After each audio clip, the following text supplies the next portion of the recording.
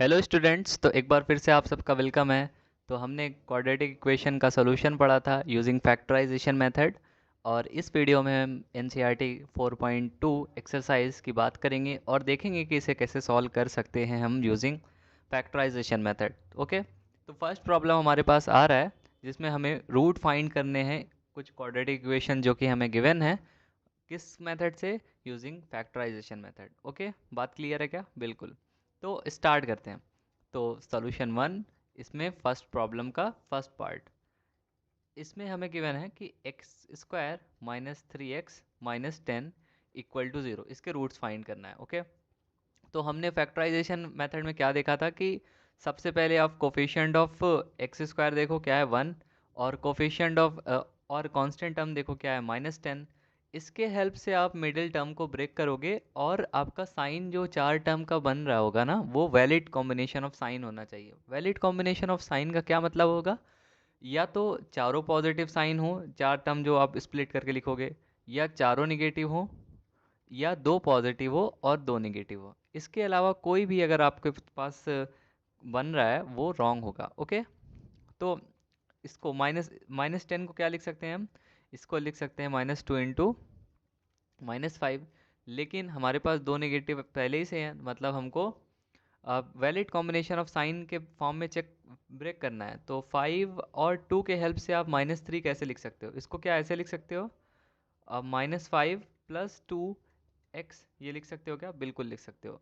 क्यों? क्यों लिख सकते हैं? क्योंकि देखो, इसको इस फॉर्म में लिखने से हमारा साइन का वैलिड कॉम्बिनेशन आ रहा है। देखो देखो, दो पॉजिटिव, ये एक्स के कोफिशिएंट पॉजिटिव है और एक्स स्क्वायर के कोफिशिएंट पॉजिटिव है और एक्स का कोफिशिएंट पॉजिटिव है, लेकिन ये वाले एक्स का नेगेटिव है और कांस्टेंट नेगेटिव है। तो दो पॉजिटिव दो नेगेटिव, तो ये तो हमारा वैलिड कॉम्बिनेशन ऑफ साइन है, तो ये हमारा फैक्टराइजेशन वैलिड है।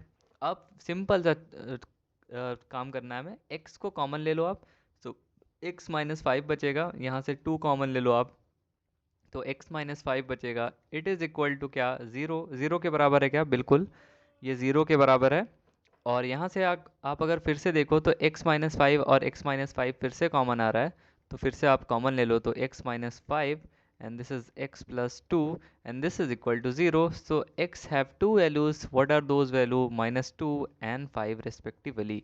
तो इसके रूट्स क्या होंगे? रूट्स जो पूछा था हमसे, roots are minus two and five. Okay, बात क्लियर है क्या? बिल्कुल क्लियर है, बहुत बढ़िया। अब हम सेकेंड प्रॉब्लम की बात करेंगे। सेकेंड में भी हमें सेम चीज़ करना है। ओके, इसमें आपको देखना है कि इसके रूट्स क्या होंगे। और इक्वेशन है, क्वाड्रेटिक इक्वेशन हमारे पास गिवन है which is two x square. यहाँ पे देखें second problem, two x square plus x minus six. तो इसको सॉल्व करते हैं। इसे हमें इस बार सॉल्व करना है, which is two x square plus x minus six equal to zero. बहुत बढ़िया। फिर से आप सेम चीज़ देखो, कोफिशिएंट ऑफ एक्स स्क्वायर क्या है?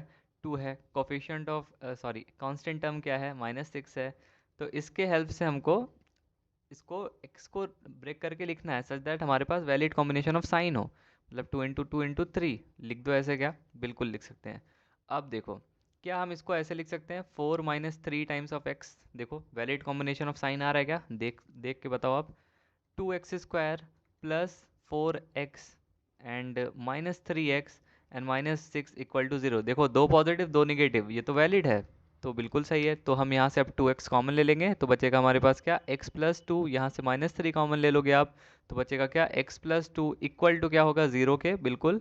अब फिर से देखो आप, एक्स प्लस टू कॉमन आ रहा है, तो फिर से इसे कॉमन ले लो, एक्स प्लस टू एंड ये बच जाएगा आपका two x minus three equal to क्या? ज़ीरो। तो x की क्या क्या वैल्यू आ गई? x की वैल्यू आ गई माइनस टू और x की वैल्यू आ गई थ्री बाई टू। तो हमसे क्या पूछा था? रूट्स बताओ इसके भाई।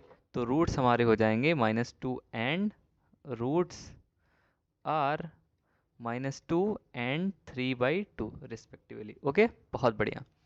अब इसका थर्ड पार्ट देखते हैं। थर्ड पार्ट में हमसे गिवन है root two x square plus seven times of x plus five root two equal to zero. बहुत बढ़िया, ये थर्ड प्रॉब्लम में हमें गिवन है root two times of x square plus seven x plus five root two equal to zero. इसको solve करना है।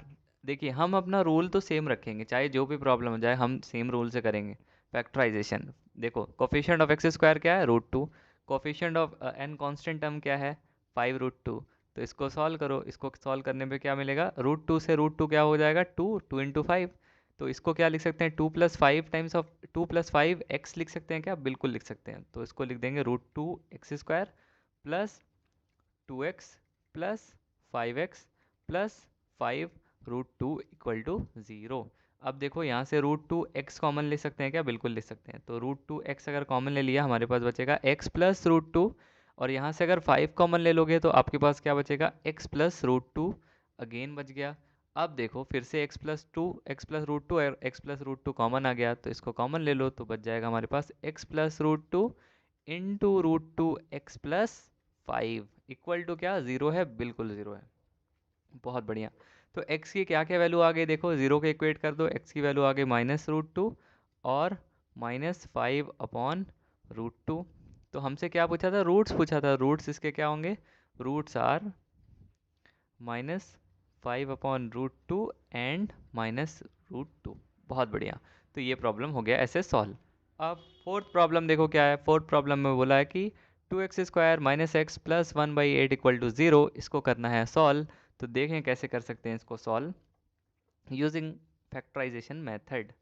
ठीक है, फोर्थ प्रॉब्लम क्या है, 2x² - x + 1/8 = 0। जल्दी से वेरीफाई करो, यही है क्या क्वेश्चन, बिल्कुल यही है। बहुत बढ़िया। देखिए हम अपने रूल को नहीं भूलेंगे, रूल फैक्टराइजेशन में क्या कहता है, हमको मिडिल टर्म को ब्रेक करना with the help of coefficient of x² and constant. मतलब 2 × 1/8 करना है आपको। मतलब क्या हुआ, 2 × 1/8 क्या होता है, 1/4। 1/4 को क्या हम कैसे लिख सकते हैं, 1/4 को कैसे लिख सकते हैं, जल्दी से देख के बताओ। इसको क्या लिख सकते हैं, 1/2 + 1/2 x, और यहाँ माइनस साइन लगा दो, लिख सकते हैं क्या, बिल्कुल लिख सकते हैं। तो इसको लिख देंगे 2x² - x/2 and -x/2 plus 1/8 = 0। क्योंकि 1/4 को क्या लिख सकते हैं, 1/2 × 1/2।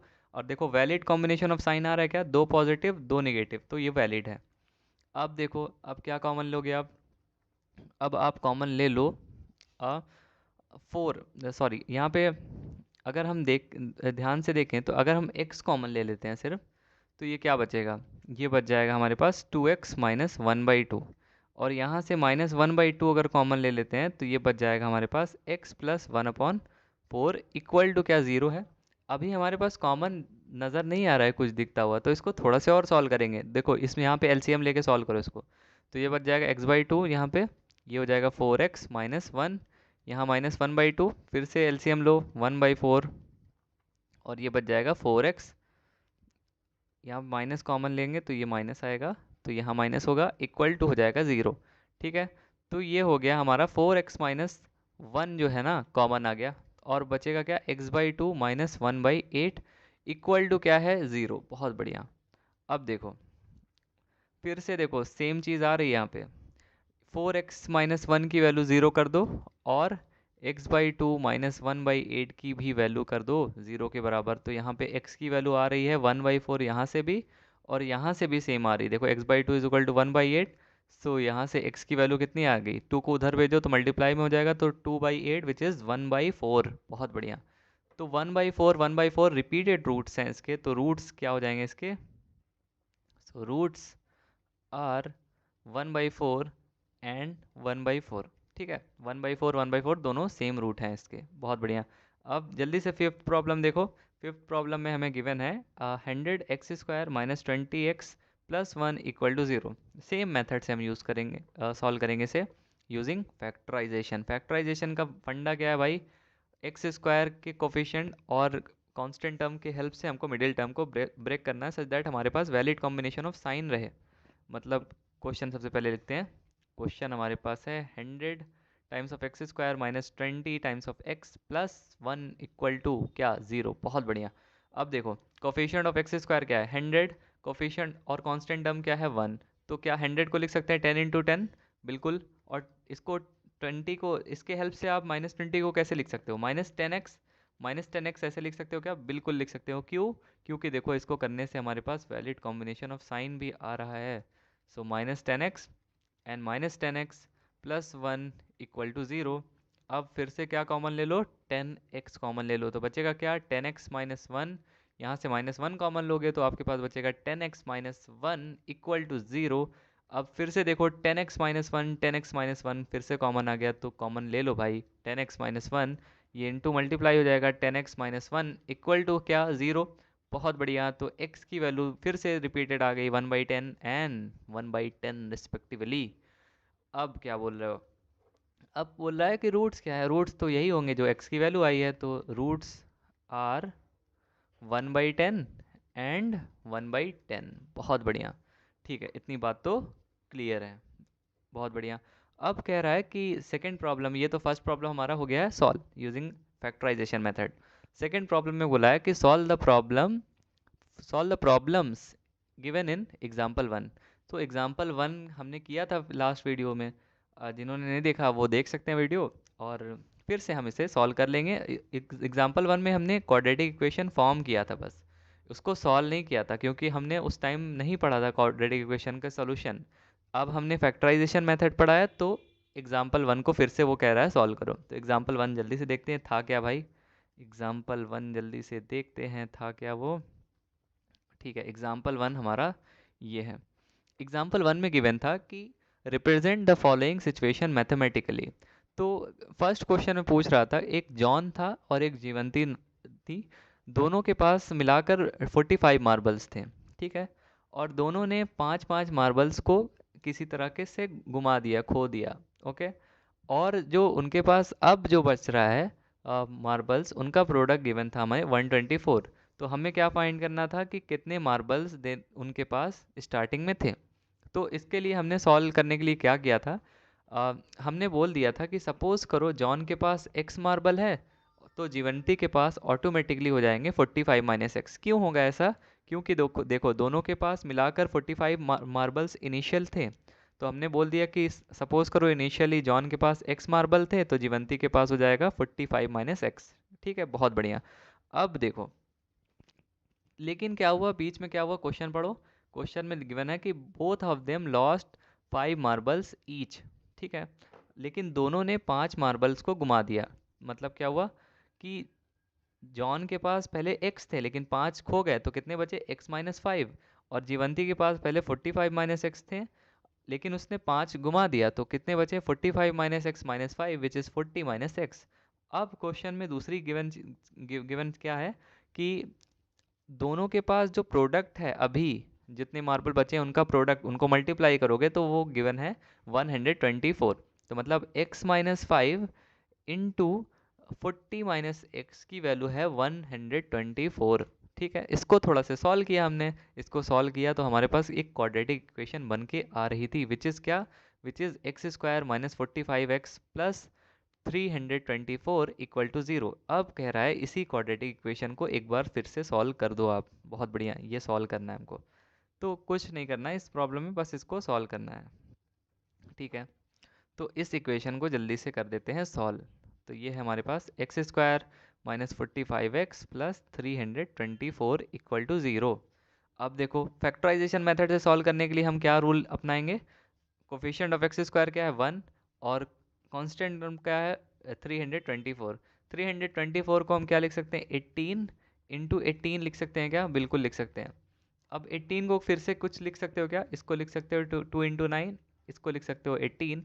तो ये इसको माइनस 45x को क्या ऐसे लिख सकते हैं, देखो 18 इंटू 2 क्या होता है 36, 36 प्लस 9 क्या होता है 45। तो इसको लिख सकते हैं minus 36 minus 9 times of x। मतलब क्या हुआ, इसको लिख सकते हो भाई ऐसे, x square minus 36 times of x minus 9x plus 324 equal to 0। अब देखो, दो पॉजिटिव दो नेगेटिव, तो वैलिड कॉम्बिनेशन ऑफ साइन है ये, बहुत बढ़िया। अब देखो यहाँ से x कॉमन ले लो तो बचेगा क्या, x माइनस 36, यहाँ से माइनस 9 कॉमन ले लो, क्या बचेगा, x माइनस 36 इक्वल टू 0। फिर से देखो x माइनस 36, x माइनस 36 फिर से कॉमन आ गया, तो फिर से कॉमन ले लो भाई, तो ये हो जाएगा x माइनस 36 और x माइनस 9 इक्वल टू 0। तो ये हो जाएगा x की वैल्यू हो गई 36 और 9। मतलब क्या हुआ, जॉन के पास 36 मार्बल थे और जीवंती के पास हो गए 9 मार्बल्स। तो जॉन जॉन के पास हैं 36 मार्बल्स, 36 मार्बल्स। और किसके पास है मार्बल? जीवंती के पास कितने हुए जल्दी से बताओ।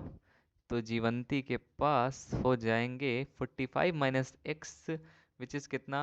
9 मार्बल्स, 9 मार्बल्स। बहुत बढ़िया। ठीक है। तो इसमें पूछा था जॉन और जीवंती के पास कितने मार्बल होंगे स्टार्टिंग में, तो 36 और 9 मार्बल्स होंगे। सॉल्व करना इजी था यूजिंग फैक्टराइजेशन मेथड।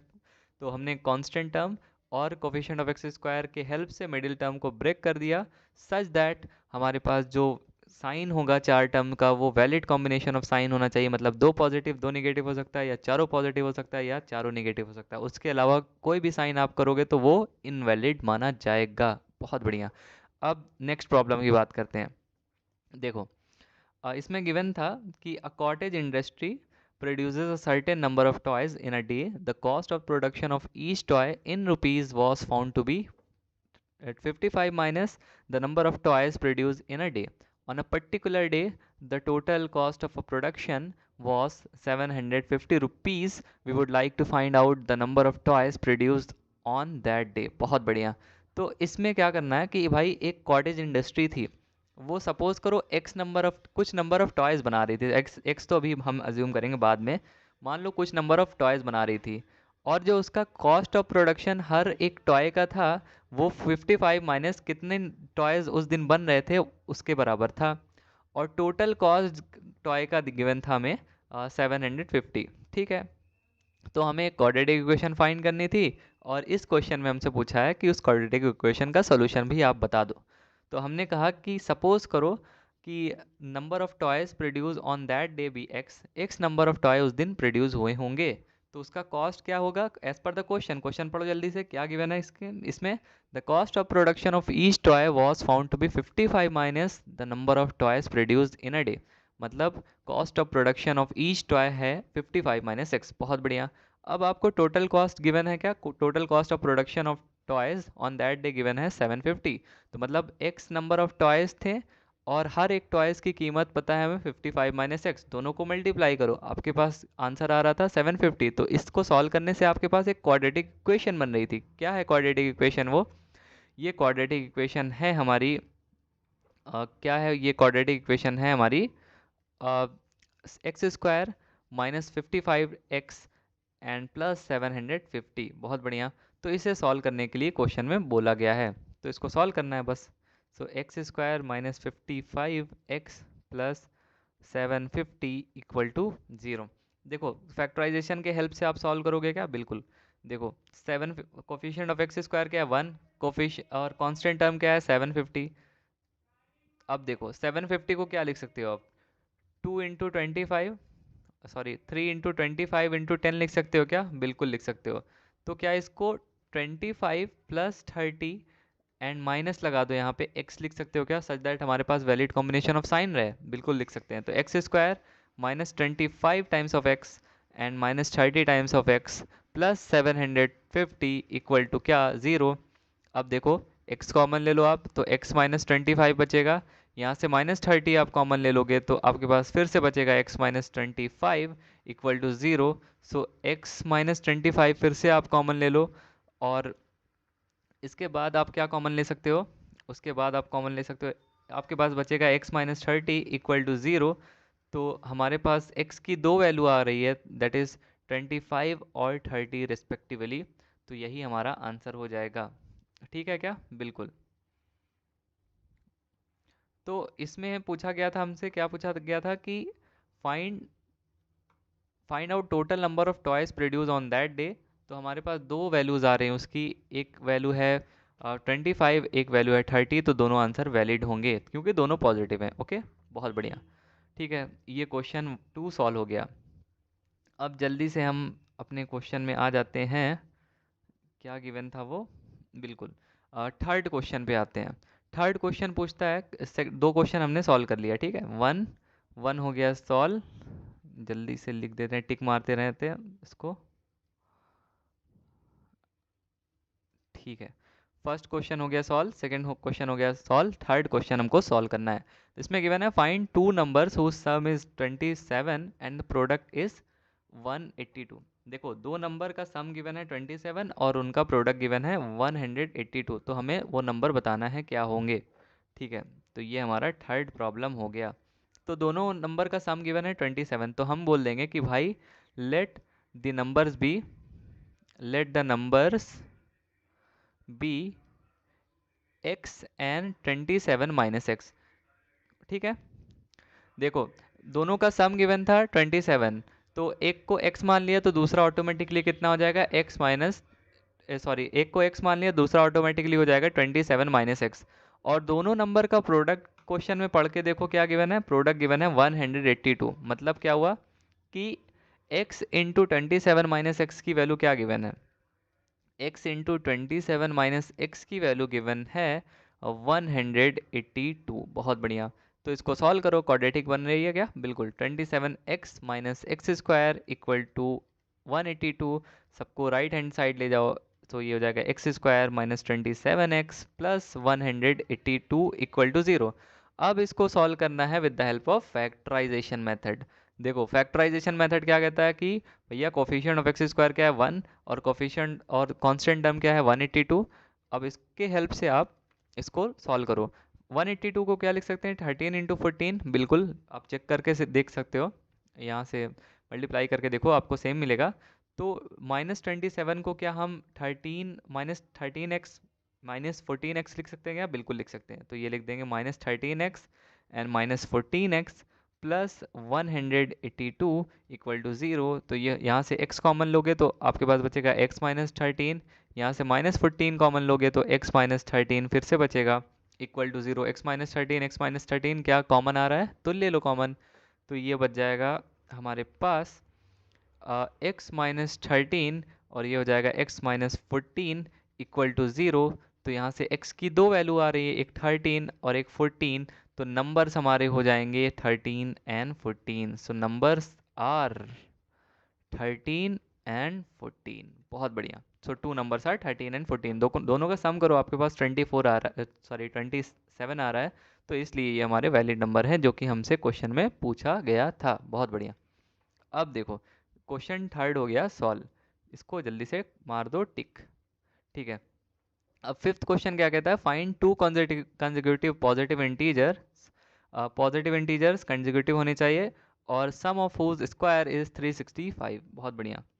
ठीक है, देखो कंसेक्यूटिव इंटीजर्स का मतलब, पॉजिटिव इंटीजर्स का मतलब क्या समझो, इसका मतलब होता है कि मतलब एक के बाद एक, जैसे 1 1 2 कंसेक्यूटिव इंटीजर्स हैं, 3 4 कंसेक्यूटिव इंटीजर है, 2 3 कंसेक्यूटिव इंटीजर्स हैं, 7 8 कंसेक्यूटिव इंटीजर्स हैं।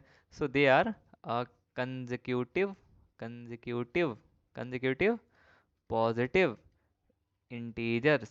ठीक है, they are consecutive positive integers. बहुत बढ़िया। तो कंसेक्यूटिव इंटीजर्स का मतलब होता है एक के बाद एक, और हमसे क्या पूछा है क्वेश्चन में, कंसेक्यूटिव पॉजिटिव इंटीजर्स, मतलब नेगेटिव नहीं होने चाहिए वो। और क्या गिवन है, सम ऑफ स्क्वायर्स उनके गिवन है, sum of squares of consecutive integers given है 365। देखो क्वेश्चन पढ़ो, इसमें गिवन है कि find two consecutive positive integer sum of whose square is 365। तो कंसेक्यूटिव पॉजिटिव इंटीजर्स हमें गिवन है और दोनों का स्क्वायर गिवन है, दोनों का स्क्वायर का सम गिवन है 365। तो हम बोल देंगे कि लेट द कंसेक्यूटिव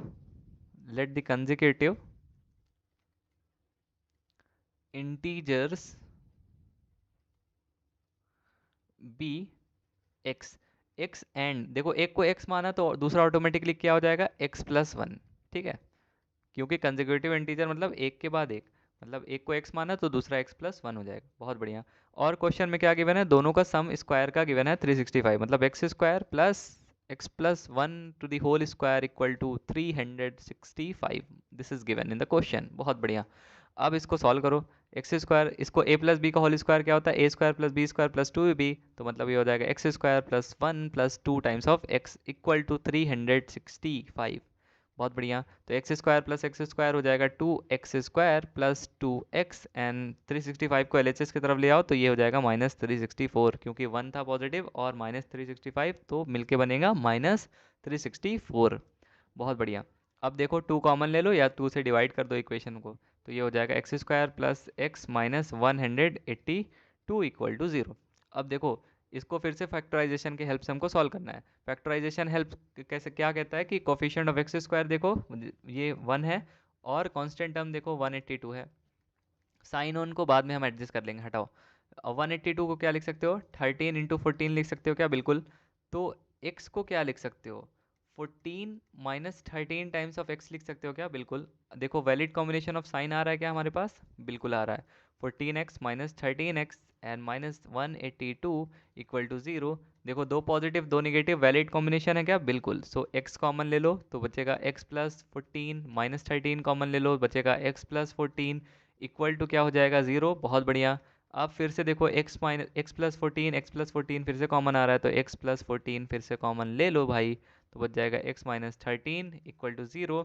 अब देखो यहाँ से x की दो वैल्यू आ रही है, x की दो वैल्यू आ रही, एक x की वैल्यू आ रही माइनस 14 और दूसरी वैल्यू आ रही 13। लेकिन हमसे बोला था पॉजिटिव पॉजिटिव इंटीजर होने चाहिए, कंसेक्यूटिव पॉजिटिव इंटीजर, मतलब ये नेगेटिव नहीं होना चाहिए। तो since it is negative so we will neglect it, it is negative so we will neglect it, इसको हम इग्नोर कर देंगे, ठीक है। तो ये हमारी हो जाएगी वैलिड, ये वैलिड है। तो देखो कंसेक्यूटिव पॉजिटिव इंटीजर हमने क्या माना था, x और x प्लस 1 माना था, तो हमारे रिक्वायर्ड कंसेक्यूटिव इंटीजर्स क्या हो जाएंगे, सो आवर रिक्वायर्ड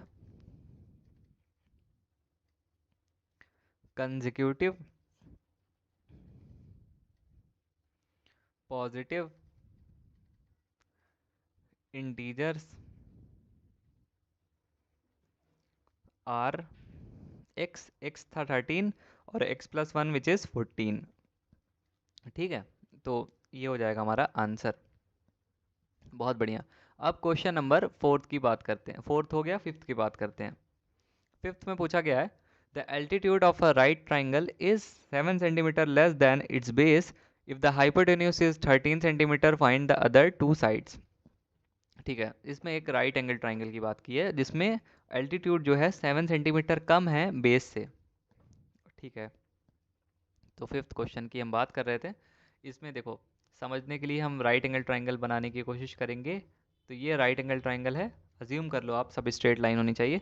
तो राइट एंगल ट्राइंगल में इसको कहते हैं भाई बेस, और इसको कहते हैं हम एल्टीट्यूड, एल्टीट्यूड, और इसको कहते हैं हम हाइपोटेन्यूस। सबसे बड़ी वाली साइड को कहते हैं हाइपोटेन्यूस। बहुत बढ़िया। देखो हाइपोटेन्यूस की वैल्यू गिवन है हमें 13 सेंटीमीटर, देखो क्वेश्चन में गिवन है आपको। 5th क्वेश्चन फिर से देखो आप, देखो 5th क्वेश्चन में the altitude of a right triangle is 7 centimetre less than it's base if the hypotenuse is 13 centimetre, find the other two sides. मतलब हमको बेस और एल्टीट्यूड फाइंड करना है। हाइपोटेन्यूस की वैल्यू गिवन है 13 सेंटीमीटर, और altitude के ऊपर एक कंडीशन है, वो कंडीशन है कि एल्टीट्यूड 7 सेंटीमीटर लेस होगा किससे, बेस से। तो बेस को हम मान लेते हैं x centimetre. So let the base be x centimetre. तो एल्टीट्यूड क्या हो जाएगा, क्वेश्चन में पढ़ो, क्वेश्चन में बोल रहा है कि 7 सेंटीमीटर लेस होना चाहिए बेस से। सो एल्टीट्यूड हो जाएगा x माइनस 7 सेंटीमीटर। बहुत बढ़िया।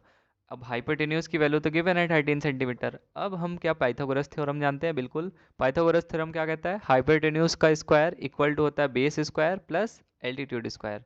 सो लिख देंगे by using Pythagoras theorem, Pythagoras theorem, Pythagoras theorem का यूज़ कर लेंगे तो क्या बचेगा हमारे पास,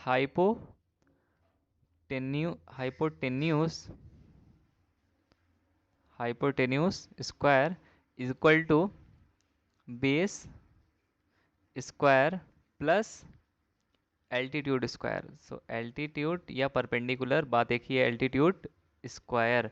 हाइपोटेन्यूस की वैल्यू गिवन है 13 सेंटीमीटर, 13 स्क्वायर, बेस की वैल्यू हमने x माना है तो x स्क्वायर, और एल्टीट्यूड की value as per condition x minus 7 था तो इसका भी स्क्वायर, तो x माइनस 7 का होल स्क्वायर। तो तो इसको सॉल्व करो। 13 का स्क्वायर कितना होता है 169, और x square as it is, और इसको a माइनस बी का होल स्क्वायर क्या होता है a square plus b square minus 2ab, तो ये हो जाएगा x square plus 7 square minus 2 into x into 7, तो ये हो जाएगा ये 169, एंड ये हो जाएगा 2x square plus 49 and minus 14x, सबको उधर ले जाओ RHS की तरफ। सो ये हो जाएगा 2x square and minus 14x and 169 minus हो जाएगा, लेकिन और 49 प्लस है तो इसको माइनस करके हम साइन अपोजिट कर देंगे, तो ये 0 एंड ये 2 एंड ये 120, सो ये हो जाएगा माइनस 120 इज इक्वल टू 0। अब दोनों साइड देखो 2 सब में कॉमन आ रहा है, तो 2 कॉमन लेके या डिवाइड कर दो, तो x square minus 7x and minus 60 equal to 0। अब देखो फिर से फैक्टराइजेशन के हेल्प से इसको सॉल्व करना है। तो फैक्टराइजेशन क्या था, कहता है कोफिशिएंट ऑफ एक्स स्क्वायर लो 1 और कांस्टेंट टर्म लो 60, साइन वाइन हम लोग बाद में एडजस्ट कर देंगे।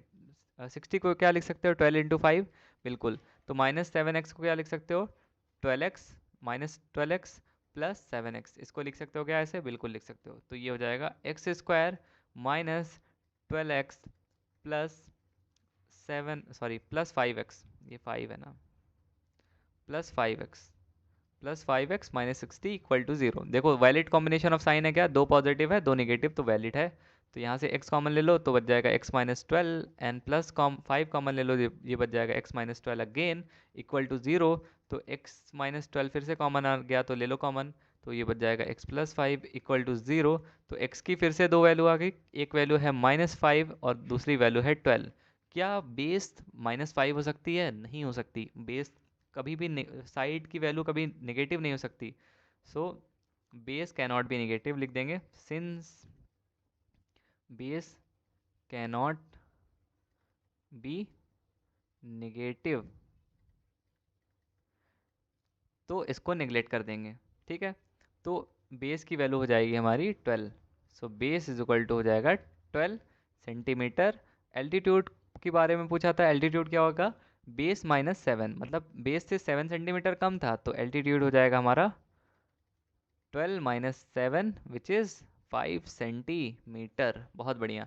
तो हमसे अदर टू साइड्स के बारे में पूछा था, मतलब बेस और एल्टीट्यूड के बारे में पूछा था, तो बेस आ गया 12 सेंटीमीटर और एल्टीट्यूड आ गया 5 सेंटीमीटर, तो अदर टू साइड्स हो जाएगी 5 सेंटीमीटर एंड 12 सेंटीमीटर रिस्पेक्टिवली। बहुत बढ़िया। अब लास्ट क्वेश्चन की बात करेंगे।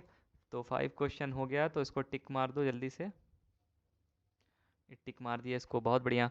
अब 6th क्वेश्चन पढ़ते हैं क्या है। इसमें गिवन है कि a cottage industry produces a certain number of pottery articles in a day.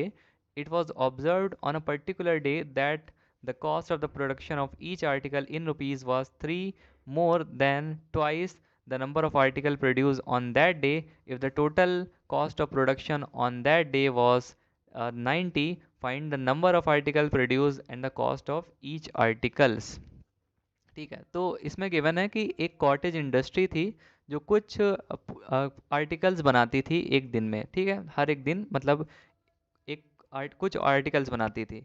और एक दिन ऐसा देखा गया कि कॉस्ट ऑफ प्रोडक्शन हर एक आर्टिकल का जो था वो टू टाइम्स ज़्यादा, थ्री ज़्यादा, 2 times of number of article उस दिन जो प्रोड्यूस हो रहे थे। मतलब मान लो कि x नंबर ऑफ आर्टिकल्स उस दिन प्रोड्यूस हो रहे थे, तो cost of production of each article हो जाएगा 2x प्लस 3, मतलब 2 times of number of production plus 3, ये था, ठीक है। तो हमें गिवन था कि if the total cost of production on that day was 90, तो हमको कितने आर्टिकल उस दिन बन रहे थे वो बताना था, ठीक है।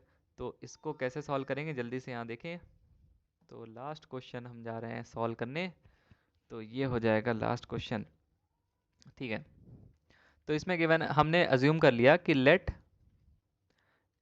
x number of article produce on that day, x numbers of article produced on that day.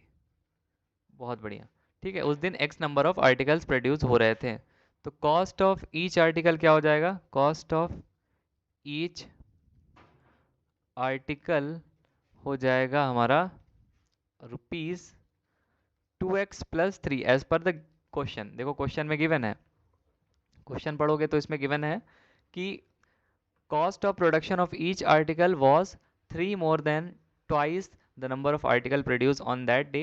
और क्या गिवन है हमें, if the total cost of production on that day was 90, तो हमको कितने आर्टिकल प्रोड्यूस हो रहे हैं और हर एक आर्टिकल का कितना दाम था वो बताना है। तो कॉस्ट ऑफ प्रोडक्शन कैसे निकालेंगे कि जितने नंबर ऑफ आर्टिकल उस दिन प्रोड्यूस हो रहे थे और कॉस्ट ऑफ ईच आर्टिकल से मल्टीप्लाई कर दोगे तो वही होगा। तो इसका मतलब क्या हुआ, टोटल कॉस्ट की वैल्यू गिवन है, टोटल कॉस्ट इक्वल टू ₹90।